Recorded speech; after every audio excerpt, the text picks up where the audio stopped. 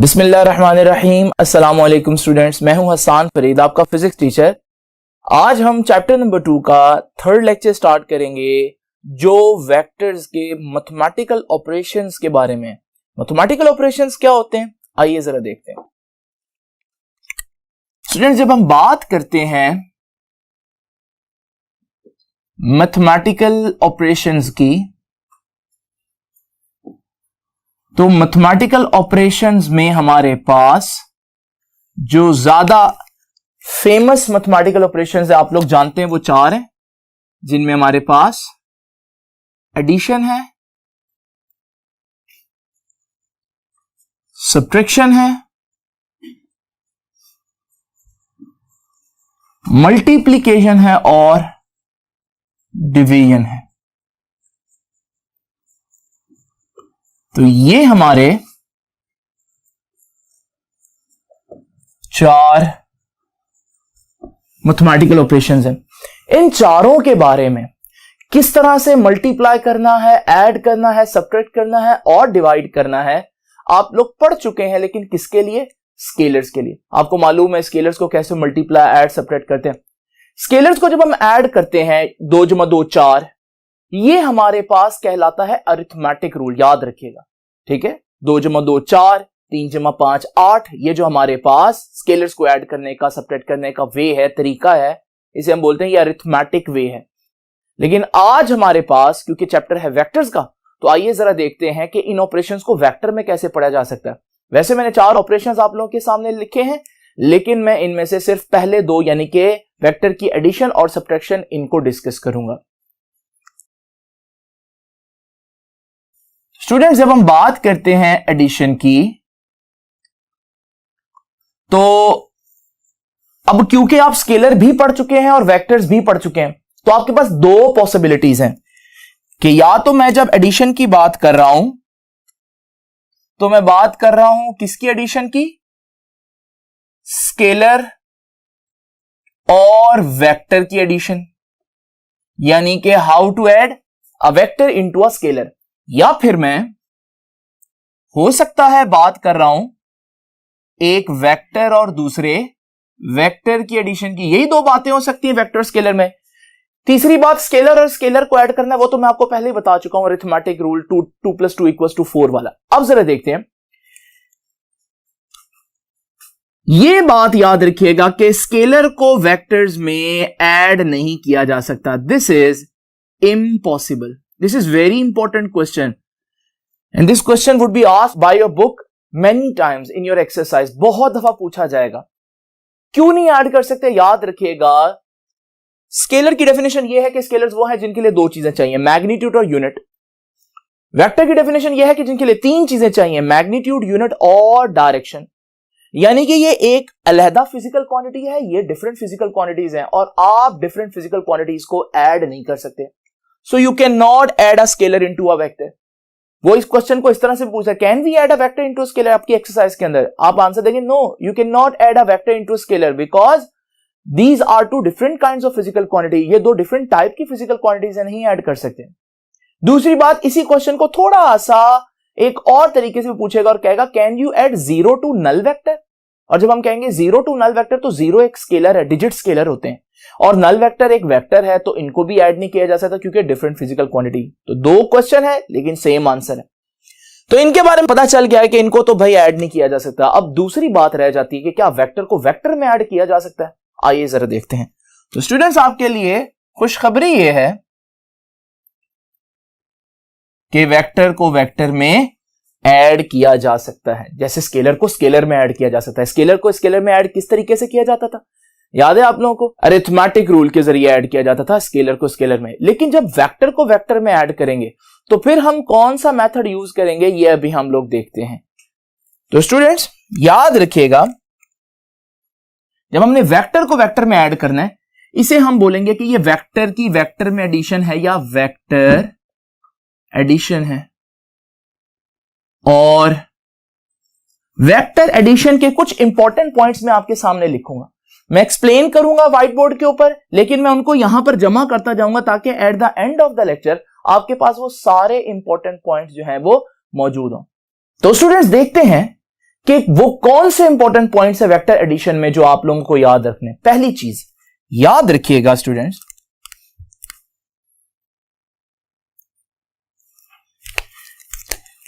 कि आप वेक्टर्स को ऐड तो कर सकते हैं।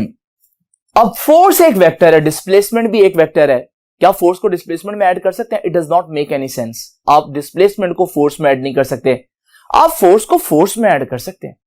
यानी कि वेक्टर को वेक्टर में ऐड किया जा सकता है, लेकिन इसके साथ आपको यह भी कहना चाहिए कि only same kind of vectors can be added. Vectors को वेक्टर में ऐड किया जा सकता है, लेकिन उन वेक्टर्स का एक ही फिजिकल क्वांटिटी से बिलोंग करना जरूरी है। Displacement can be added into displacement, force can be added into force, acceleration can be added or subtracted from acceleration, so you cannot add acceleration into force। तो ये पहली बात हुई कि हमारे पास वेक्टर एडिशन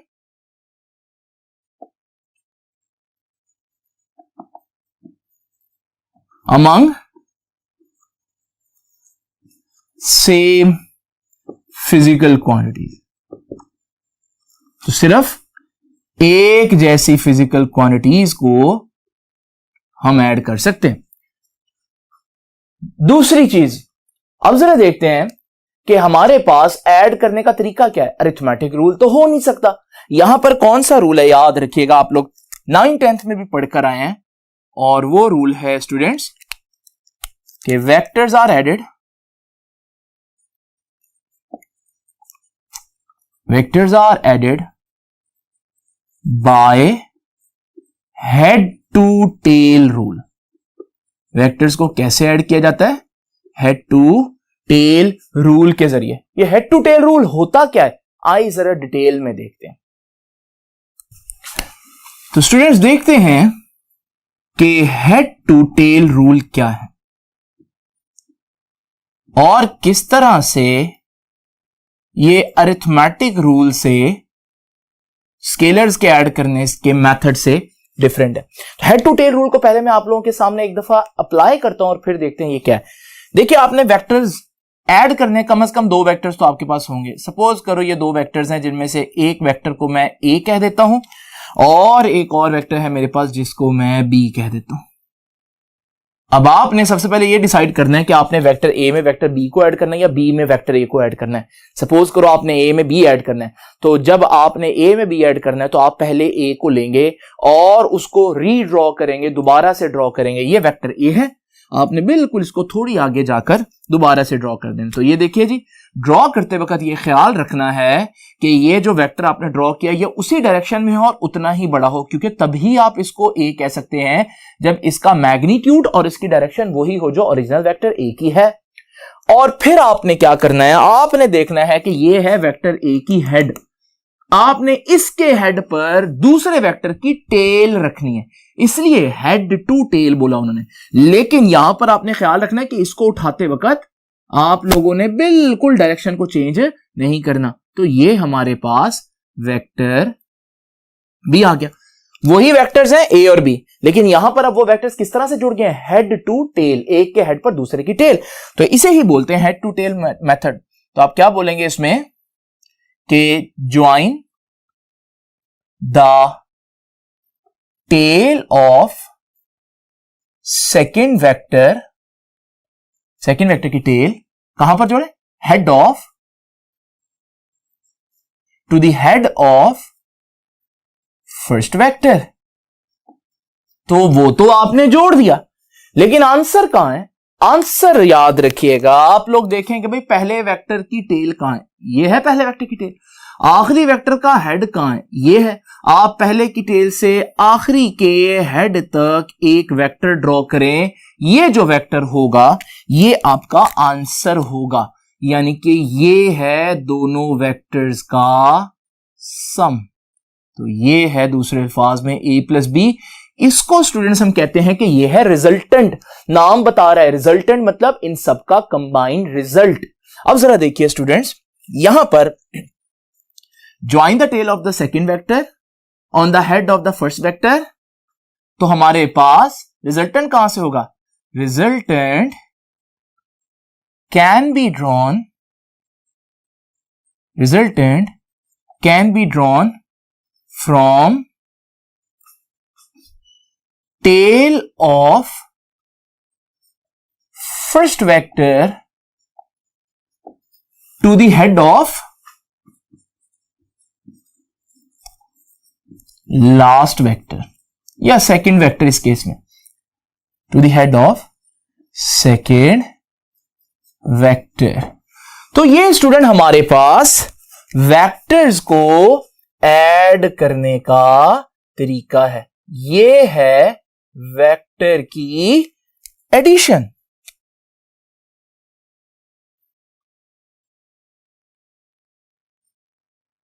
तो वेक्टर्स को अगर आपने एडिशन के प्रोसेस से गुजारना है तो आपने इस तरह से ऐड करना है।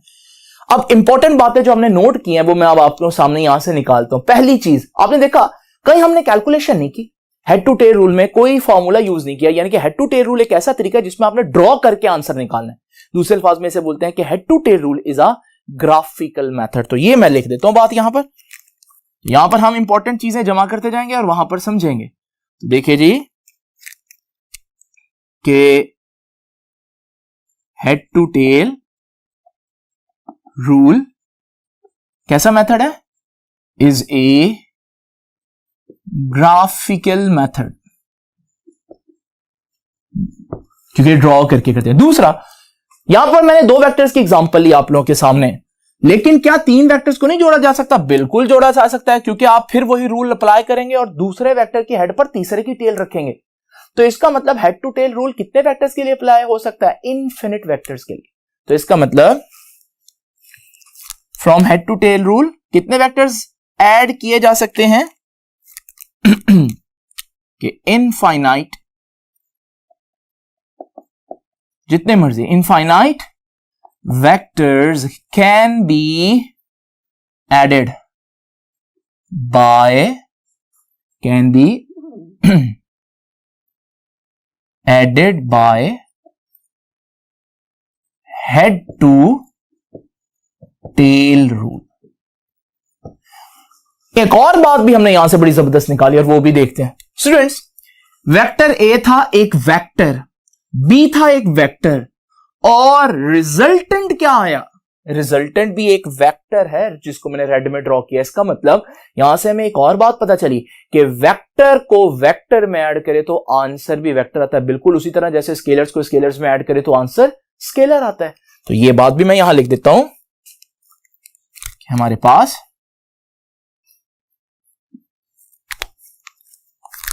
Vector plus vector is also a vector, और वो जो नया वेक्टर आएगा वो भी उसी काइंड का होगा। If this is force vector then the resultant is also a force vector. अब जरा देखिए स्टूडेंट, रिजल्टेंट बता क्या रहा है? रिजल्टेंट ये बता रहा है कि अगर ये ऑब्जेक्ट है, इस पर एक फोर्स इधर को लग रही है, एक फोर्स इधर को लग रही है, ऑब्जेक्ट कहां जाएगा? क्या इधर जाएगा? क्या इधर जाएगा? नहीं, ऑब्जेक्ट जाएगा इधर को, क्योंकि ये रेड बता रहा है कि अगर दो फोर्सेस इकट्ठी लगे तो उनका कंबाइन इफेक्ट इस डायरेक्शन में है। तो इसका मतलब यहां से हम रिजल्टेंट वेक्टर को भी डिफाइन कर सकते हैं, और रिजल्टेंट वेक्टर क्या है?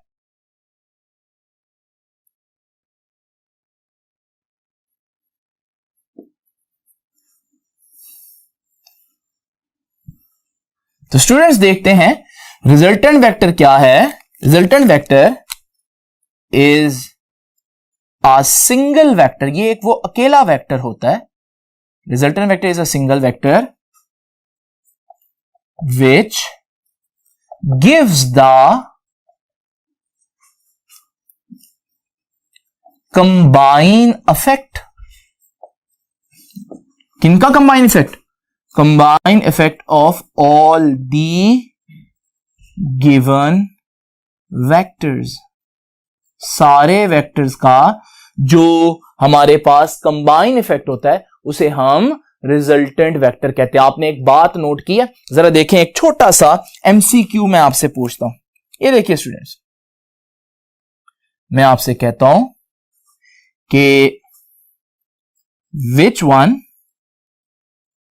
इज रिजल्टेंट, कि इनमें से कौन सा रिजल्टेंट है, और डायग्राम है ए डी और ये है वेक्टर C। अब स्टूडेंट्स जरा तवज्जो से देखिएगा, यहां रिजल्टेंट निकालना बड़ा आसान है क्योंकि मैंने उसको डिफरेंट कलर में शो कर दिया है, लेकिन यहां पर तीनों वेक्टर्स एक जैसे लग रहे हैं। रिजल्टेंट कहां से निकालें? तो अब I am not sure that which one is the resultant. तो ऑप्शंस मेरे पास डेफिनेटली तीन ही हो सकते हैं कि या तो वेक्टर ए रिजल्टेंट है, या वेक्टर बी रिजल्टेंट है, या वेक्टर सी रिजल्टेंट है। नाउ स्टूडेंट्स, मैं आपको बताने लगा एक बहुत आसान निशानी रिजल्टेंट को ढूंढने की। जब भी किसी डायग्राम के अंदर आप कंफ्यूज हो कि रिजल्टेंट कहां है, तो इसकी सिंपल निशानी याद रखिएगा, वो वेक्टर जिसकी टेल से और हेड से कंसाइड कर रहा हो, मिल रहा हो, वो होता है रिजल्टेंट। बड़ी जबरदस्त निशानी है। यानी कि बी क्यों नहीं रिजल्टेंट? बी की टेल तो टेल से मिल रही है, लेकिन बी का हेड से नहीं मिल रहा, वो तो सी की टेल से मिल रहा है। ए रिजल्टेंट इस वजह से है क्योंकि इसकी टेल से और हेड से मिल रहा है। तो इसमें सही ऑप्शन कौन सा हुआ? इसमें सही ऑप्शन हुआ ऑप्शन ए। तो ये बात भी लिख लेते हैं हम कि हमारे पास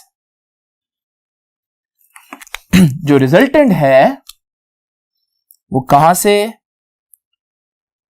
रिजल्टेंट की जो टेल है कंसाइड्स विद टेल, उसकी टेल से जुड़ रही होती है, एंड हेड से, तो मैं लिख देता हूं and vice versa. Vice versa मतलब उल्ट, कि टेल से तो फिर हेड से होगा।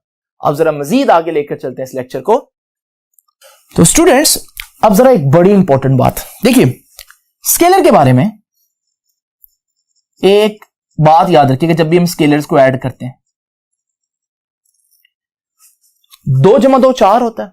कोई ऐसा मेथड बता दें जिसमें 2 + 2 3 आता हो, या 2 + 2 5 आता हो ही नहीं ना सकता। इसका मतलब अगर एक 2 है और दूसरा भी 2 है तो आंसर है 4, चाहे जैसे मर्जी आप इसको ट्रीट कर लें। इसका मतलब हम कह सकते हैं कि स्केलर एडिशन के जो आंसर होता है वो एक आंसर होता है, फिक्स आंसर होता है। ये बात मैं क्यों बता रहा हूं? क्योंकि जब हम वेक्टर्स को जोड़ते हैं तो याद रखिएगा स्टूडेंट्स, वेक्टर की एडिशन फिक्स आंसर नहीं होती, बल्कि वेक्टर की एडिशन का एक रेंज ऑफ आंसर्स होते हैं, यानी कि कई आंसर्स होते हैं। कैसे और क्यों, आइए जरा देखते हैं इसको। स्टूडेंट्स, मैंने आप लोगों के सामने ये कुछ वेक्टर ऐड किए हैं। ये ब्लू में जो वेक्टर है ये ए है, और ब्लैक में जो वेक्टर है वो बी है। स्टूडेंट, आप देख सकते हैं कि हर जगह पर जो वेक्टर ए हर डायग्राम में एक जैसी लेंथ का है, और सिर्फ फर्क क्या पड़ रहा है कि वेक्टर बी पहले वेक्टर ए के पैरेलल था, फिर वो थोड़े से एंगल पर आ गया, और फिर हमारे पास एंगल जो है वो आहिस्ता आहिस्ता क्या हो रहा है, ज्यादा हो रहा है। कि यहां पर हमारे पास थीटा जो है वो 0 डिग्री था, पैरेलल है। यहां पर हमारे पास एंगल जो है, यहां से एंगल मैं वैसे नहीं बना सकता, एंगल मुझे यहां से देखना है। ये एंगल अब थोड़ा सा 0 के मुकाबले में तो ज्यादा है, ये एंगल 90 हो गया, और ये एंगल जो है वो 90 से भी ज्यादा हो गया, और ये एंगल जो है ये तो 180 हो गया। नाउ स्टूडेंट्स, हम यही देखना चाह रहे हैं कि इस सूरत में हम इनको कैसे सॉल्व करेंगे। जरा देखते हैं। मैंने आपको अभी हेड टू टेल रूल बताया, मैं इनके रिजल्टेंट ड्रॉ करता हूं। रिजल्टेंट कहां से कहां ड्रॉ होता है? पहले की टेल से आखिरी के हेड तक। ये रेड में मेरा रिजल्टेंट हुआ a + b। उसके बाद यहां पर रिजल्टेंट कहां से होगा? पहले की टेल से आखिरी के हेड तक। ये रिजल्टेंट हुआ a + b। उसके बाद पहले की टेल से आखिरी के हेड तक ये रिजल्टेंट हुआ a + b, और फिर हमारे पास पहले की टेल से आखिरी के हेड तक ये रिजल्टेंट हुआ a + b, और फिर लास्ट में पहले की टेल से आखिरी के हेड तक रिजल्टेंट हुआ ये a + b। Now student, just imagine करें, आप देख रहे हैं वही दो वेक्टर्स है, लेकिन एंगल चेंज होने से उनका रिजल्टेंट मुसलसल चेंज हो रहा है। यहां रिजल्टेंट इतना ज्यादा था, रिजल्टेंट थोड़ा सा कम हुआ, कम होते होते रिजल्टेंट अपने मिनिमम पर पहुंच गया। इसका मतलब हम कह सकते हैं कि जब एंगल 0 डिग्री होता है तो रिजल्टेंट मैक्सिमम होता है। और कितना होगा, जरा सपोज करो अगर यहां से यहां तक A है 4 और B है 2, तो रिजल्टेंट तो यहां से यहां तक है, तो फिर यहां से यहां तक टोटल कितना बनेगा, 4 + 2 6। यानी कि मैक्सिमम रिजल्टेंट कैसे निकालते हैं, पहली बात है कब होता है मैक्सिमम रिजल्टेंट, जब वेक्टर्स क्या हो, पैरेलल हो। और जब मैक्सिमम रिजल्टेंट होता है तो उनको कैसे निकालते हैं, दोनों वेक्टर्स के मैग्नीट्यूड को सीधा सीधा ऐड कर दो। दूसरी इंपॉर्टेंट बात, अब यहां पर रिजल्टेंट थोड़ा सा कम हो गया और यहां पर रिजल्टेंट मिनिमम हो गया। यानी कि अगर आपसे कोई पूछे भाई रिजल्टेंट दो वेक्टर्स का मिनिमम कब होता है, तो पहले आप बताएंगे कि जब वो वेक्टर्स क्या हो, एंटी पैरेलल हो। यही वजह है कि अगर इस मार्कर पर दो ऑपोजिट की फोर्सेस लगाऊं, एक इधर को होगी एक इधर को होगी, 180 डिग्री बनेगा। और यहां पर इस पर ये फोर्सेस मैक्सिमम कैंसिल होती हैं क्योंकि एंटी पैरेलल है। लेकिन मिनिमम रिजल्टेंट होगा कितना, जरा देखें। अगर ये था 6, A 6 था और ये ब्लैक वेक्टर जो है वो 4 है, अब ये इसमें से सब्ट्रैक्ट हो गया किस्म का, तो बाकी ये कितना रह गया, ये 6 है ये 4 है, तो रिजल्टेंट कितना होगा, डेफिनेटली 2 होगा। क्या किया आपने, माइनस कर दिया ना मैग्नीट्यूड्स। इसका मतलब अगर हमारे पास मैक्सिमम रिजल्टेंट की बात, मिनिमम रिजल्टेंट की बात करें तो कैसे निकालेंगे, दोनों वेक्टर्स के मैग्नीट्यूड्स को सब्ट्रैक्ट करके। तो इसका मतलब क्या रिजल्टेंट फिक्स होता है, हरगिज नहीं। रिजल्टेंट कब मैक्सिमम होता है, जब वेक्टर्स पैरेलल हो, और रिजल्टेंट कब मिनिमम होता है, जब वेक्टर्स एंटी पैरेलल हो। जल्दी से इस इंफॉर्मेशन को भी हम लिख लेते हैं। तो स्टूडेंट्स अब देखते हैं इस पॉइंट को कैसे लिखना है हम लोगों ने। तो हमने देखा कि पैरेलल वेक्टर्स हो तो उनका रिजल्टेंट मैक्सिमम होता है, और होता कितना है, जितना उनके मैग्नीट्यूड का सम है। और अगर हमारे पास पैरेलल वेक्टर्स ना हो बल्कि एंटी पैरेलल वेक्टर्स हो, तो उस सूरत में जो हमारा रिजल्टेंट होगा वो मिनिमम होगा। और कितना होगा, जितना उनका डिफरेंस होगा। तो स्टूडेंट जरा चेक करते हैं कि आप लोगों ने ये जो 2-3 बातें मैंने बताई हैं इनको अच्छी तरह से नोट डाउन कर लिया है और समझ लिया है या नहीं। तो आइए जरा देखते हैं। स्टूडेंट्स जरा देखें, ये आपके पास एक एमसीक्यू है। एमसीक्यू क्या है, बड़ा ही सिंपल एमसीक्यू है। Vectors can be added by number 1 head to tail rule. क्या वेक्टर्स को हेड टू टेल रूल से ऐड किया जाता है, बिल्कुल पढ़ा अभी हम लोगों ने। क्या वेक्टर्स को अरिथमेटिक रूल से ऐड किया जा सकता है, आप कहेंगे नहीं सर अरिथमेटिक रूल से तो नहीं ऐड किया। अरिथमेटिक रूल से किसको ऐड करते हैं, वो तो स्केलर्स को ऐड करते हैं। 2 + 2 4, बोथ A एंड B, तो आप कहेंगे कि सर ये भी नहीं हो सकता, और नन की तो ऑप्शन यहां यूज ही नहीं हो सकती। तो हम कहेंगे कि vectors can be added by, और आप में से ज्यादातर बच्चे कहेंगे हेड टू टेल रूल। और ये बात किसी हद तक दुरुस्त भी है, लेकिन ये जो वर्ड है ना बेटा कैन बी, ये बड़ा डेंजरस वर्ड है। कैन बी का मतलब होता है कि हर छोटी से छोटी एक्सेप्शन का भी ख्याल रखना है। कहीं कोई एक खास जगह तो ऐसी नहीं जहां पर आपके पास अरिथमेटिक लग सकता है। ये देखें स्टूडेंट, याद है मैंने आपको बताया था थीटा अगर 0 हो तो ये 4 है ये 2 है, तो रिजल्टेंट यहां से यहां बनेगा, कितना बनेगा, 6 नहीं बनेगा। ये कौन सा रूल है, 4 + 2 6, ये तो अरिथमेटिक रूल है। इसका मतलब अगर वेक्टर पैरेलल हो तो बिल्कुल ऐसे ऐड होते हैं जैसे डिजिट्स, नंबर्स या स्केलर्स ऐड होते हैं। और यहां पर देख लें, ये 6 था ये 4 था, तो रिजल्टेंट कितना आया, 2। कैसे निकाला, 6 - 4, बिल्कुल वैसे ही सब्ट्रैक्ट किया जैसे हम अरिथमेटिक रूल्स में सब्ट्रैक्शन करते हैं। इसका मतलब अगर वो कैन बी कह रहा है तो फिर इसमें हमारे पास दोनों बातें दुरुस्त हो सकती हैं, क्योंकि कुछ खास जगह ऐसी हैं जहां वेक्टर्स बिल्कुल उस तरह से ऐड हो जाते हैं जिस तरह से स्केलर्स ऐड होते हैं। अब जरा देखिए, अगर ये इस तरह से लिखा होता, वेक्टर्स कैन बी ना लिखा होता, बल्कि ये लिखा होता कि वेक्टर्स कैन बी की जगह वेक्टर्स आर एडेड। अब आर कह रहा है, आर का मतलब है वो यूजुअल पूछ रहा है कि आमतौर पर वेक्टर्स कैसे ऐड होते हैं। तो आमतौर पर तो आपको पता है हेड टू टेल रूल, फिर हेड टू टेल रूल सही ऑप्शन होता है।